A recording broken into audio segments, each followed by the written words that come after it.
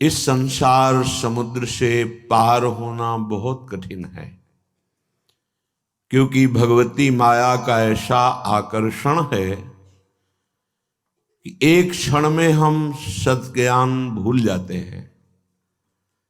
असत अज्ञान का ऐसा साम्राज्य सा छाया हुआ है, सत संकल्प करते हैं कि आज के बाद हम ऐसा नहीं करेंगे, पर विवश होकर के फिर माया हमसे वैसा ही करा देती है जो नहीं करना चाहिए।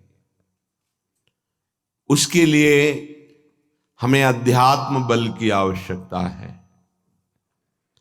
अध्यात्म बल बड़े कृपा पात्रों के हृदय में जागृत होता है।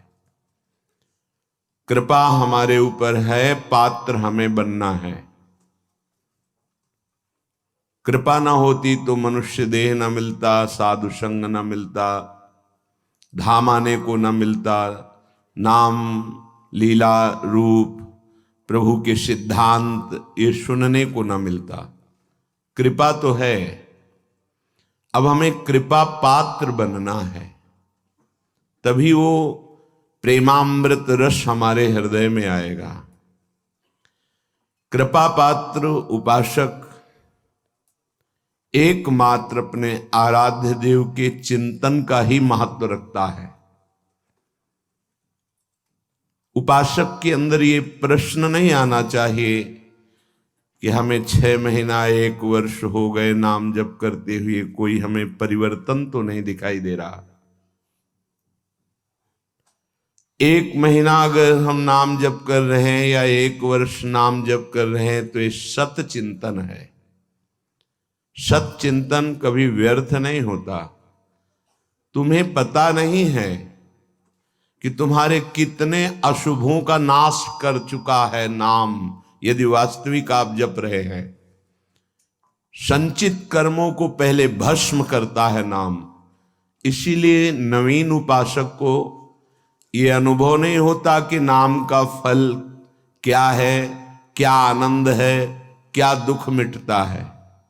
इसलिए प्रार्थना है आप अपने अज्ञान के कारण कहीं नाम जपना ना छोड़ दे कि जब से नाम शुरू किया हमें कोई लाभ नहीं दिखाई दे रहा, हमें नौकरी नहीं मिल रही, हमारा काम नहीं बन रहा, हमारे दुख नहीं मिट रहे और दुख बढ़ रहे हैं।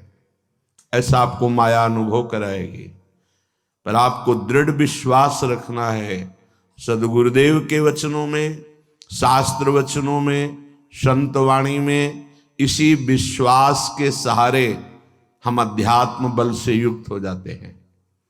नहीं तो जब हम नाम जप करते हैं तो सबसे पहला काम नाम का होता है गोदाम में आग लगाना। जो हमारे संचित कर्मों का शुभ अशुभ गोदाम है उसको भस्म करता है। अब ये बात पता नहीं है तो वो वर्तमान में तत्काल फल देखना चाहता है कि हम नाम जप किए तो हमारी सारी कामनाओं की पूर्णता हो ही जानी चाहिए। नहीं, नाम जप का फल क्या हुआ, वो ऐसा सोचता है, पर ऐसा नहीं है। नाम जप सबसे पहले अशुभों का नाश करता है, फिर शुभ फंसाने वाले जो होते हैं वो उनका भी नाश कर देता है। इसके बाद क्रियमाण पूरा परम पवित्र करके भगवद अर्पित कराता है, प्रारब्ध भोगने की सामर्थ्य देता है। फिर आनंद का ऐसा उन्माद होता है, आनंद की ऐसी उत्तम अवस्था होती है जो वाणी से वर्णन नहीं की जा सकती। आप धैर्यवान बने, उत्साह पूर्वक नाम का जप, नाम का कीर्तन, नाम का चिंतन करें, परिणाम बहुत मंगलमय होगा। थोड़ा धीरज रखें, थोड़ा विश्वास करें। न एक एक नाम आपको उठा रहा है, अभी आपको समझ में नहीं आएगा। जब आपके पाप नष्ट हो जाएंगे, हृदय निर्मल होने लगेगा, तब आपको समझ में आएगा। मेरा मन प्रियाजू की कृपा से इस प्रेम रस में आविष्ट हो गया है।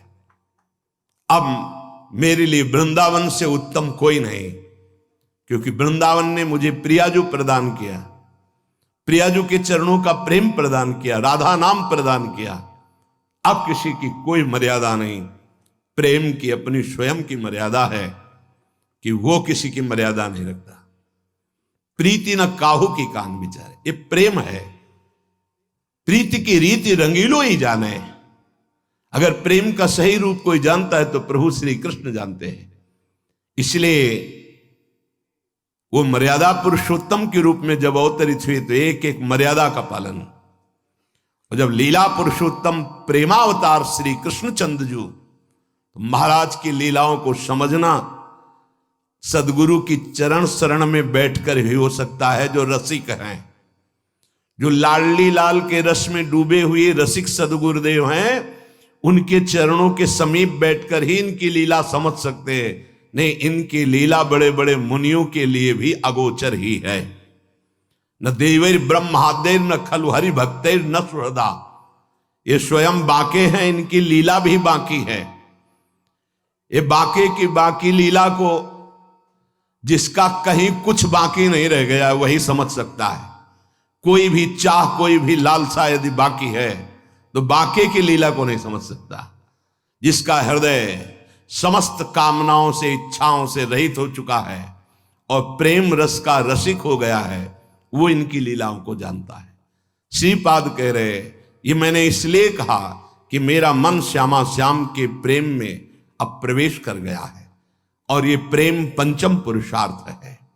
तो उपासक को बड़ी कृपा है यदि वृंदावन धाम आने को मिले, आश्रय मिले, वास करने को मिले, उसमें विशिष्ट कृपा के सत्संग मिल जाए। सत्संग से हमारे समस्त संशयों का नाश हो जाता है और हृदय दृढ़ हो जाता है कि अब मैं मुक्त होना चाहता हूं। जीवन मुक्त महापुरुष ही प्रेम में प्रवेश होता है, ध्यान रखना। प्रेम रस तभी प्राप्त होता है, पहले प्रेम जीवन मुक्त करता है, तत्वबोध कराता है। सर्वान वस्तु तया निरीक्ष परम स्वाराध्य बुद्धिर्मम, जो उपनिषद कहते हैं सर्वम खलमिदम ब्रह्म ने नानास्ति किंचन, इसका पहले बोध होता है, फिर प्रेम रस प्राप्त होता है। जीवन मुक्त करके विदेह स्थिति से फिर वो प्रेम प्रदान करते हैं। जैसे पांचों भूले देह शुद्धि, ये विदेह स्थिति है, तब छठे भावना रास की, तब वो भावना में प्रवेश करता है। इतनी ऊंचाई हम अपने साधन बल से नहीं प्राप्त कर पाते, ये गुरु कृपा बल से। तभी कहा है रे मन रसकन संग बिन रंच न उपजे। एक साधारण बिना साधन जानने वाले को भी प्रियाजू मिल गए। क्यों? क्योंकि सीधे रसिक कृपा और आसक्ति मेरी लाडली मेरी प्रियाजू। वो दुनिया के शास्त्रों का परिचय नहीं जानता, सिद्धांतों का परिचय नहीं जानता, बस उसके हृदय में एक बात बैठ गई, मेरी प्रियाजू, मेरी स्वामिनी, मेरी प्राण प्रिय सखी लाडली जू, बात बन गई। ये जन्म बंधन से, कर्म बंधन से मुक्त होना बहुत कठिन विषय, बहुत कठिन। जब शास्त्रों का स्वाध्याय करो तब पता चलता है। तभी कहते हैं भगवत प्राप्ति अत्यंत कठिन, पर वो गलत शब्द है। भगवत प्राप्ति अत्यंत सरल। संसार का राग, शरीर का राग छोड़ पाना बड़ा कठिन। इसीलिए परिणाम को वो कठिन बोल देते हैं।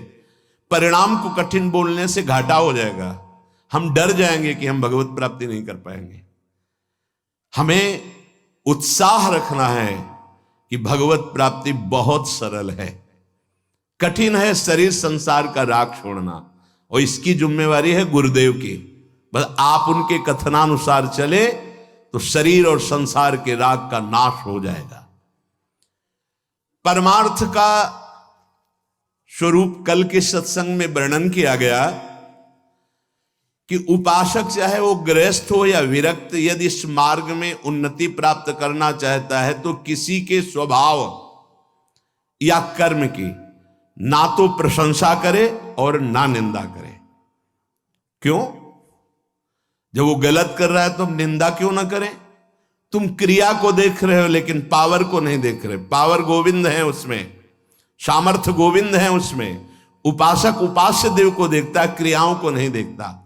बोले नहीं, बहुत गंदा आदमी, उससे हम भगवान कैसे मान सकते हैं? तो गंदा उसकी क्रिया को लेकर के है, लेकिन परम कारण तत्व जो बैठा है वो निर्विकार, चेतन, अमल, सहज सुख राशि, उसको क्यों नहीं देखा? तुम क्रिया देखने वाले संसारी नहीं हो, तुम तत्व का दर्शन करने वाले भगवत भक्त हो, उपासक हो, जिज्ञासु हो। जैसे है हम छाया को देखकर, कल ध्यान कीजिए सत्संग का, छाया को देखकर भ्रम हो जाता है कोई है क्या, ठूंठ को देखकर भ्रम हो जाता है भूत है क्या, रस्सी या टायर को देखकर हमें भ्रम हो जाता है ये सर्प है क्या, पर वहां कुछ नहीं होता। वो ठूंठ है, वो रस्सी है, वो आपकी छाया है। ठीक ऐसे ही पूरे संसार में आपके सिवा कुछ नहीं है। सच्ची माने आपको भ्रम होगा, कैसे ऐसे हो सकता है?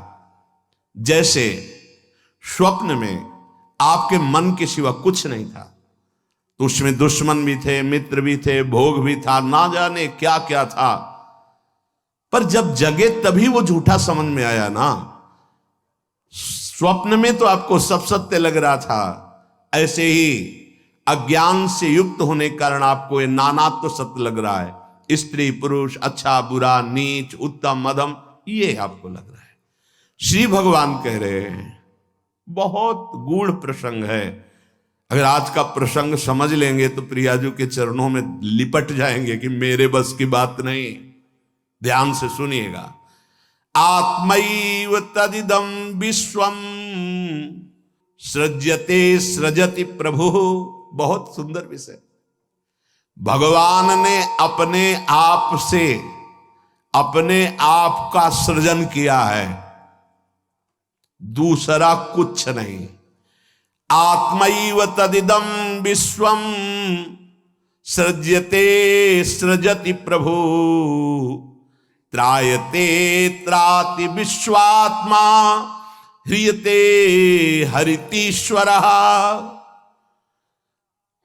उसने अपने आप से अपने आप को बनाया। त्रायते त्राति विश्वात्मा ह्रियते हरितीश्वरः, और अपने आप से अपने आप की रक्षा की, पालन किया। और फिर ह्रियते हरितीश्वरः, फिर अपने आप से अपना संहार किया। यह है सत्य विषय। उद्धव तस्मान्नहात् बनोन्यस्मा दन्यो भावो निरूपितः निरूपितेयं त्रिविधा निर्मूला भातिरात्मनि इदं गुणमयं विद्धि त्रिविधं मायया कृतम। इसलिए उद्धव तुम सच्ची बातें समझो। मैं अपने आप से अपने आप को रचा, अपने आप से अपने आप का पालन किया, और अपने आप से अपने आप का संहार कर लूंगा। किसको दोष दर्शन दें, किसकी निंदा करें, किसकी प्रशंसा करें? कोई दूसरा हो तब ना। अब कह रहे हां, जिनको ज्ञान दृष्टि नहीं प्राप्त हुई है, व्यवहार दृष्टि प्राप्त हुई है, वो ये बात ना समझकर भिन्न देखते हैं। ये अच्छा, ये बुरा, ये स्त्री, ये पुरुष, ये जड़, ये चैतन्य, आदि आदि।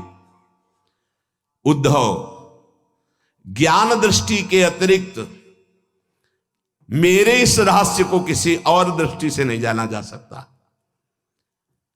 जो कुछ भी तुम्हें दिखाई दे रहा है, प्रतीत हो रहा है, तुम्हारे चिंतन में आ रहा है, ये केवल मैं ही मैं हूं। देखो, पीछे मन को लगाने की दो युक्तियां बताई गई थी। आपका मन जहां जहां जा रहा है वहां भगवान देखने की चेष्टा करे। वो वस्तु, वो व्यक्ति, वो पदार्थ, वो श्री भगवान ही हैं। क्योंकि जब पहले सृष्टि नहीं थी तो श्री भगवान थे। भगवान ने अपने आप में सृष्टि रची तो सब कुछ भगवान है, और जब समेट लेंगे तो केवल भगवान बचेंगे। तो जहां जहां मन जाए, जिस वस्तु, व्यक्ति, स्थान में, उस श्री भगवान को देखिए कि ये वस्तु, ये व्यक्ति, ये स्थान मेरे आराध्य देव बने हुए। दूसरी बात कही गई थी, जहां जहां मन जाए वहां से हटा के अपने लक्ष्य में लगाइए। बार बार मन को ऐसा करने से वो मन लक्ष्य में लग जाएगा, स्थिर हो जाएगा। अनिर्वचनीय मैं ही सब रूपों में स्वयं विराजमान हूं। इसलिए मेरी सृजन लीला देखकर, मेरी पालन स्थिति लीला देखकर और मेरी संहार लीला देखकर मेरा भक्त विचलित नहीं होता, क्योंकि मैं ही मैं स्वयं का सृजन, पालन और संहार कर रहा हूं। ये जो तीन प्रतीतियां हो रही, सृजन, पालन, संहार, अध्यात्म, अधिदैव, अधिभूत, ये बिल्कुल निर्मूल हैं। जैसे माया, जैसे स्वप्न में कुछ नहीं था, वैसे ही माया के द्वारा कुछ नहीं है। न सृजन है, न पालन है, न संहार है। मान सकते हो? मलिन अंतःकरण अज्ञान की स्थिति में कैसे मान पाओगे? ना होने पर यह प्रतीत हो रहा है। कैसे?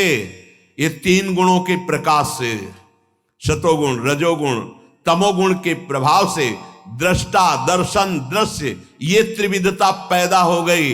ऐसी त्रिविधता को मिटाने के लिए हमें मानव जन्म मिला है, साधना मिली, किसी और को पाने के लिए नहीं, अपने आप को जानने के लिए। एतद् विद्वान मदुदितम ज्ञान विज्ञान नैपुणम न निन्दन्ति न च स्तौति लोके चरति सूर्यवत्। जो मेरे इस परमार्थ सिद्धांत को जान जाता है, वो ज्ञान विज्ञान में उत्तम स्थिति को प्राप्त हुआ महात्मा ना कभी किसी की प्रशंसा करता है, ना किसी की निंदा करता है। वो सूर्य के समान पूरे त्रिभुवन में समभाव से विचरता है। प्रत्यक्षेणानुमानेन निगमेनात्म संविदा आद्यंतवद सज ज्ञात्वा निसंगो विचरेदिह।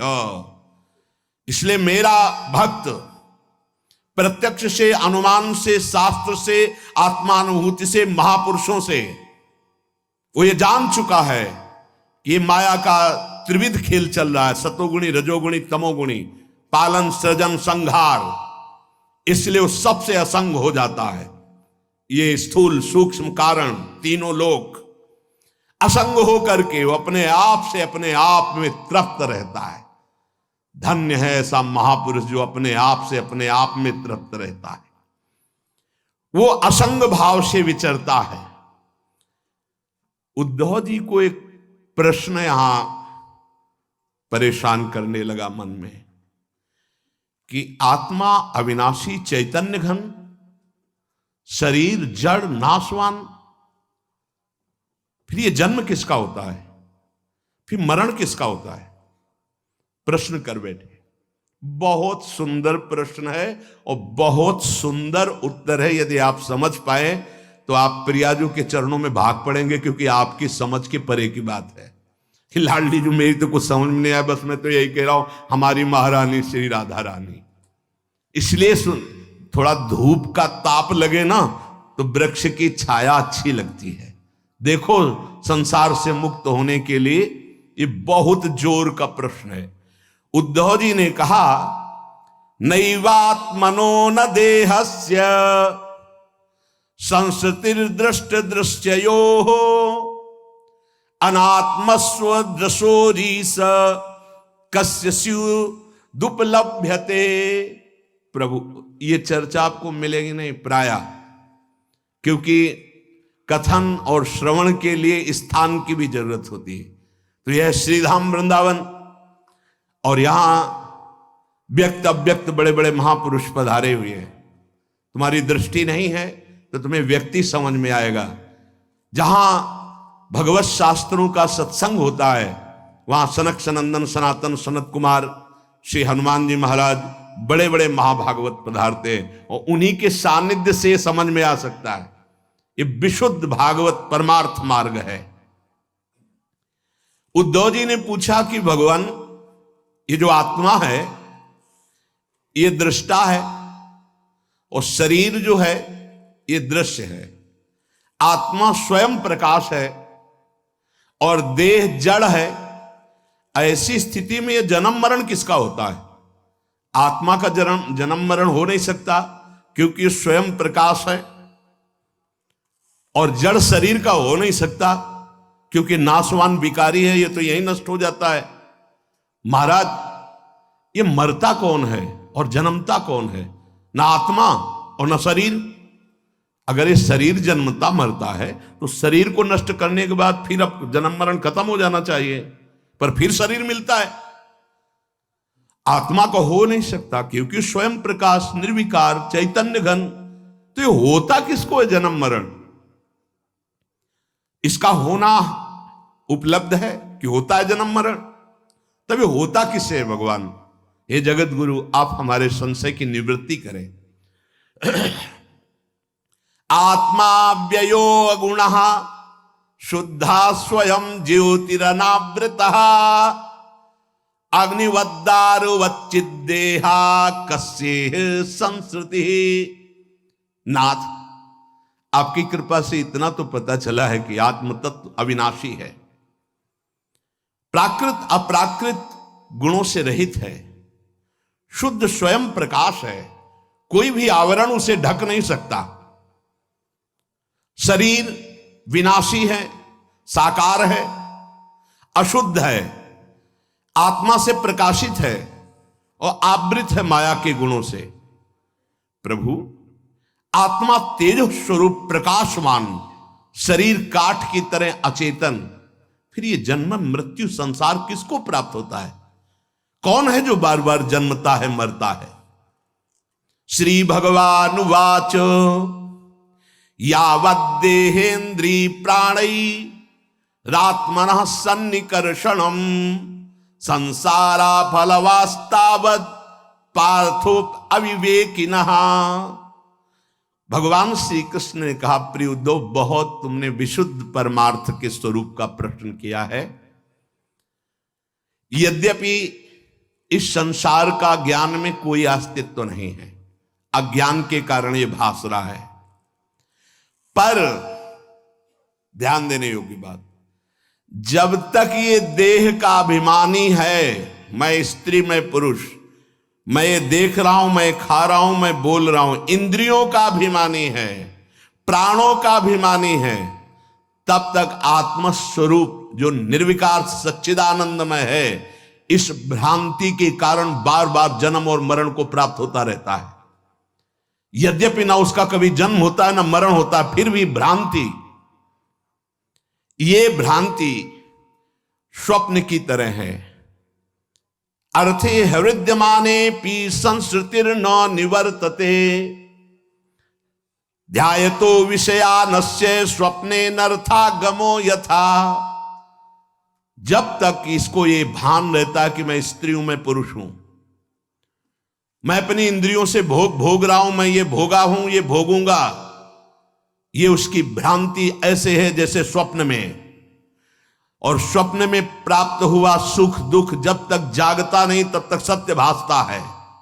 स्वप्न की विपत्तियां या स्वप्न का सुख कोई भी सत्य नहीं है, पर वो जब तक जगाया नहीं जाएगा तब तक उस विपत्ति या सुख को भोगता रहेगा। ऐसे ही बिल्कुल न जन्म है न मरण है, आत्म तत्व निर्विकार, शरीर भ्रमात्मक त्रिगुणात्मिका माया से रचा हुआ। पर जो साधक, जो मनुष्य अपने को स्त्री या पुरुष मानकर और विषय भोगों का चिंतन करता रहता है, वो अज्ञानी स्वप्नवत भोगों में फंसा हुआ जन्म मरण रूपी संसार से कभी निवृत्त नहीं हो सकता।